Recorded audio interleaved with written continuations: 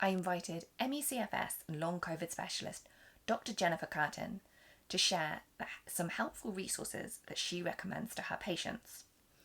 Dr. Curtin had ME CFS for 9 years and has now founded her own clinic where she supports other people with these complex chronic conditions.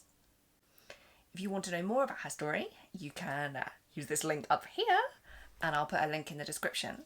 But for now, enjoy her resources.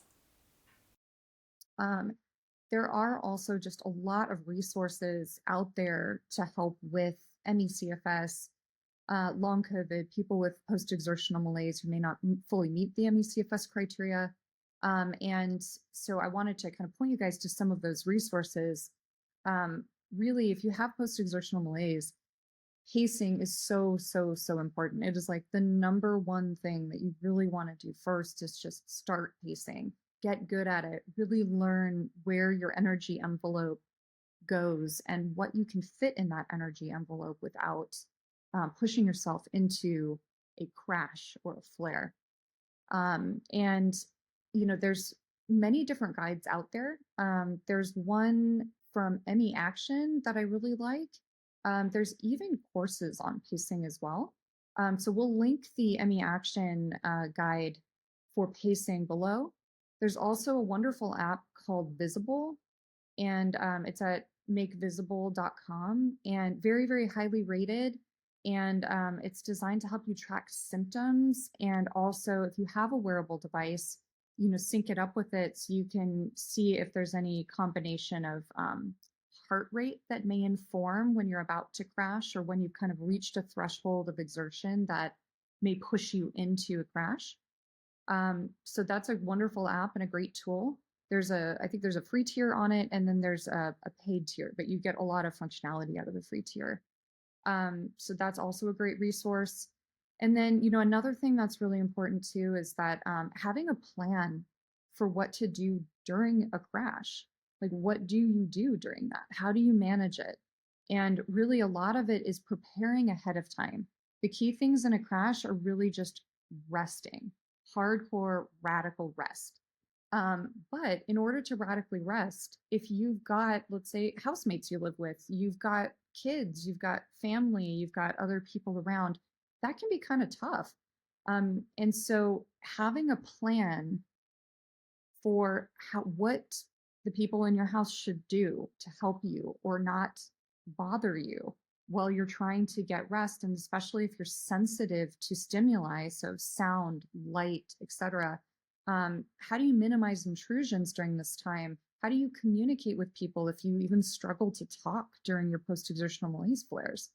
Bateman Horn Center has a wonderful guide. It's called the Crash Survival Guide, and it's free to download on their site. We'll put the link in the bottom. And it is long and very thorough. So it's something where you want to pace yourself through it. You could maybe do like half of a page of it each day. And it really guides you through a lot of aspects of what to do, how to communicate with other people, how to have a list of people you can call who you've already taught about what goes on with you, and they can be a resource and a support line for you. How to prepare and have food that you can eat frozen in your freezer at all times so that, if you don't have someone who can make food and bring it to you, that making food for yourself is the easiest possible thing. You just pop something in the microwave just to be able to get through the crash without exacerbating it any further. There's a lot of considerations, and this guidebook goes through them in detail and really helps you create a wonderful plan for that. Bateman Horn also has another resource that you can take with you if you're very ill, or let's say you get something else and you're sick acutely and you have to go to urgent care or the ER. A lot of urgent care and ER providers, they're not really familiar with ME CFS, long COVID, post-exertional malaise.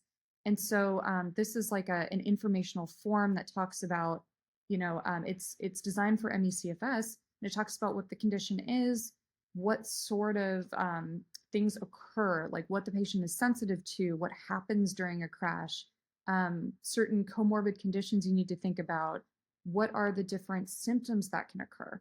And it's a really great guide. It's 2 pages, and you can just print it out and have it with you. to take it with you if you ever need to go to emergency or urgent care services. Depending, the provider may or may not read it or really understand it, but it's better than having nothing. So that's another thing there. And, there's also, there's also several supplements that have been studied in ME CFS.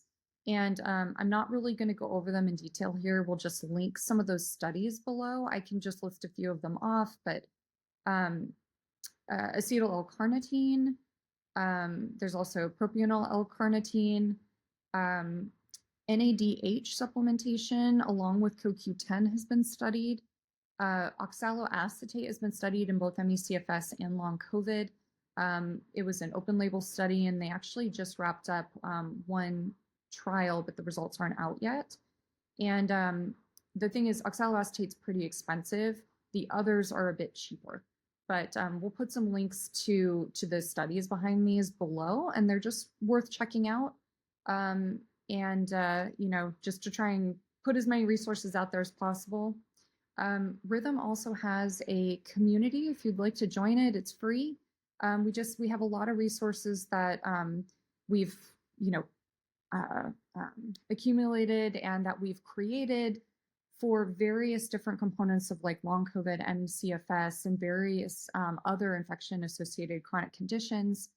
So there's just a lot of like educational information in there, and other folks that you can interact with, and share your experiences with. So we'll put a link to that as well. If you have any of your own resources to add, or you've tried any of these in the video, do please leave us a comment and let us know how you found them.